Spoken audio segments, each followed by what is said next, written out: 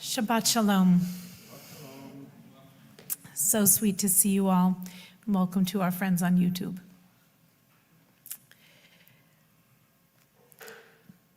It's a story that I think about every year at Sukkot. I don't think I've shared it for a few years, so I'm going to ask your indulgence to share it again. In the fall of 1993, I was living in a condominium building in Los Angeles, in a very Jewish area, heavily Jewishly populated. And it was the first time that my family wished to build a sukkah on our own. And as typical first attempts go, it was a lean-to. The walls were black plastic tarp. The framing was very rickety PVC type pipe. The decorations were very simple.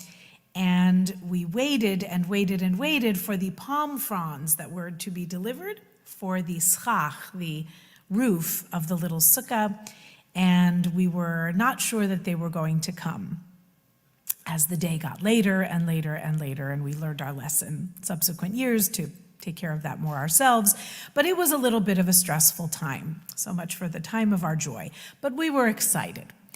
And we shared this condominium building with friends who lived in the building, and they too had never built their own sukkah. So we thought, let's do it.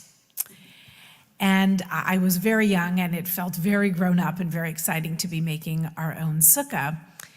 And because two of the members of our little friend group who were making the sukkah were on the board of the homeowners association for the little condo building, we had a bit of an in getting permission because you couldn't just build a structure somewhere in the building without permission. And we briefly thought about putting it in the courtyard, where everyone who came to their units would have to see the sukkah, and maybe they would enjoy it. But we thought a little bit better of that and thought, why don't we ask to put it behind the building where the dog walkers and the pool maintainers would walk, and almost nobody else. We'll make a little sukkah there, and from our family's unit, we actually set up kind of a dumbwaiter system where we could lower food down because it was right below our balcony, and we attached all of it to our unit with an extension cord so that we could have light in the sukkah. And this was thrilling because it felt like I, who was in my early 20s at the time, was really taking ownership of a Jewish ritual that had not been mine as a child, except at school, and a little bit in college and a little bit with extended family members. But I was really going to grab onto this ritual and ride with it. The sukkah was put up. It did, in fact, lean a little. And in our innocent beneficence, we put up a sign in the garage on the bulletin board where notices would go. And the sign said, "Greetings, friends. The small structure that you will see on the side yard is called a sukkah. It is part of an ancient Jewish festival called Sukkot, the holiday of tabernacles, and it is meant to be open and inviting and a place of meeting and greeting during this special holiday. All are welcome to the sukkah.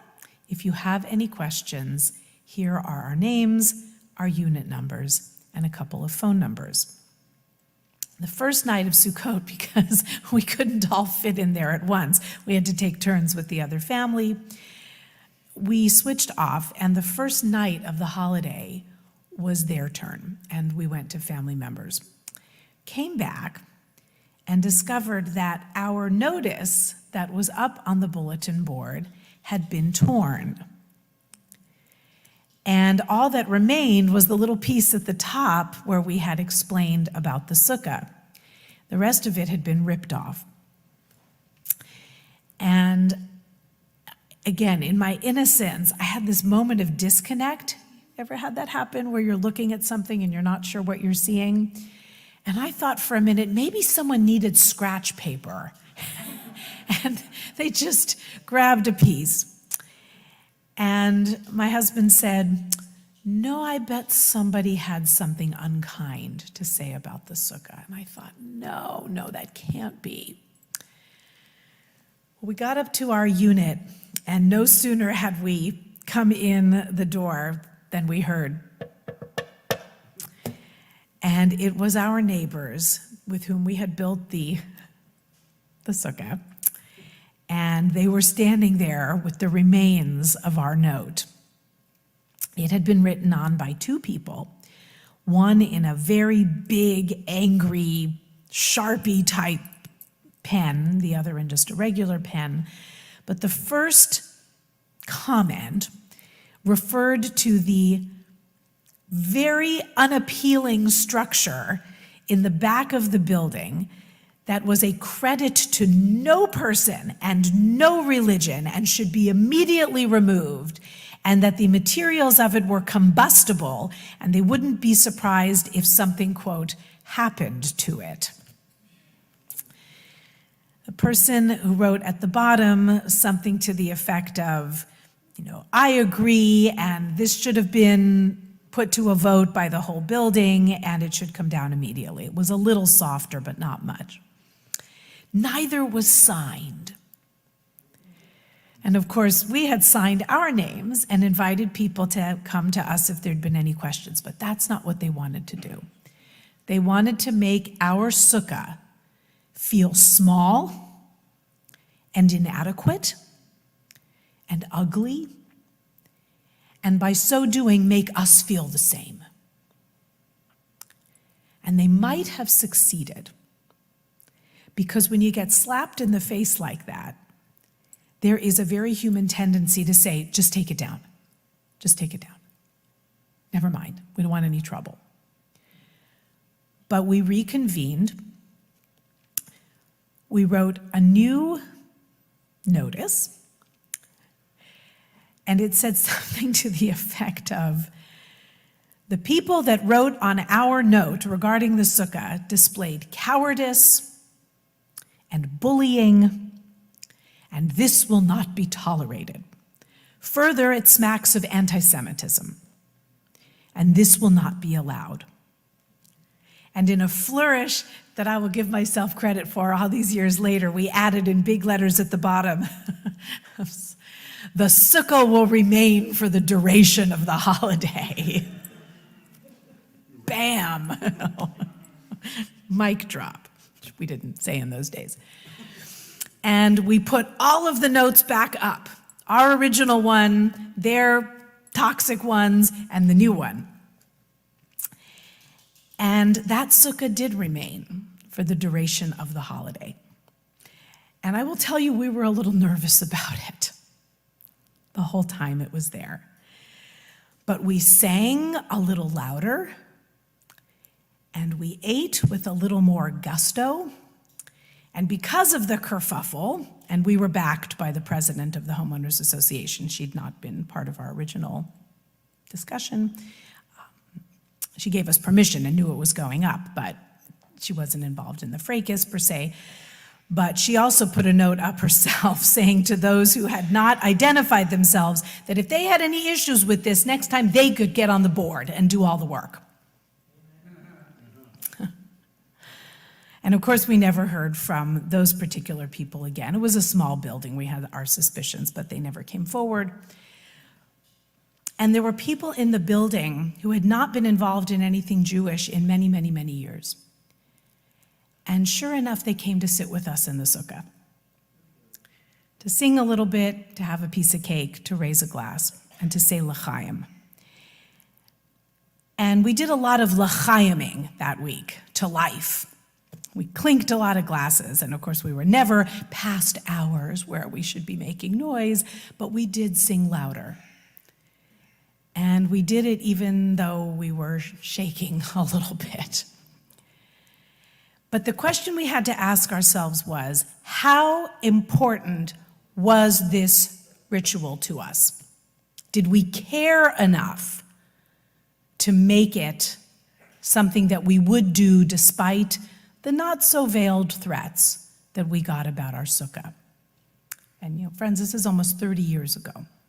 I cannot imagine what might happen today or what might be said today with people who have absolutely no filter whatsoever and seem perfectly fine to go on platforms with tens and tens of millions of people and say the most heinous things that some of us have heard publicly in our lifetimes.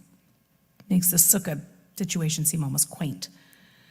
But it wasn't. It hurt us deeply, and yet it made us feel more, as the Parsha said today, stiff-necked. We weren't going to go down without a fight for our sukkah. It was in nobody's way. And there was nothing about it that was going to go up in flames unless someone lit a match. And why l'chaim was so important and why it's important to say is because every time we do, we are saying this is the way our ancestors lived and this was the gift that they gave us. And I'm sorry, friends, but it's not bothering anybody unless you wish for it to bother you. That's a choice. And I learned this week that the numerical value of the word lulav, which I don't have with me today because we don't shake it on Shabbat, and I'm sorry about it, but that palm frond with the willow and the myrtle and the etrog, the citron fruit, we gather it all together and we shake it in every direction as if to say we are sending this blessing and we are surrounding ourselves with this blessing. We send it out to all corners and we surround ourselves with it.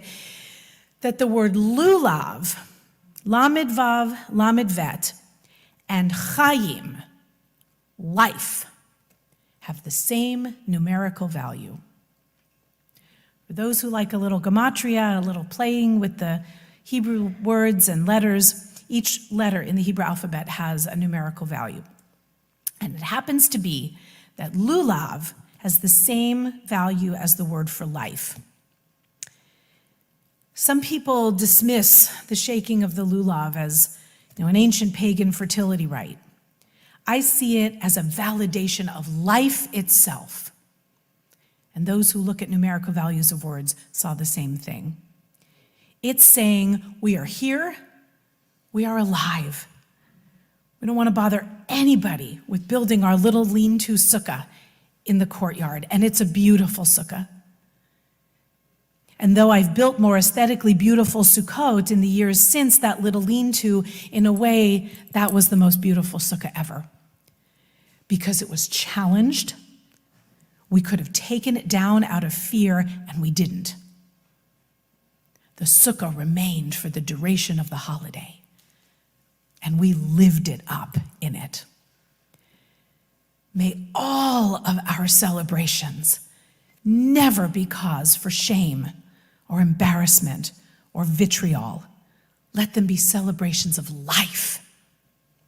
Shabbat Shalom.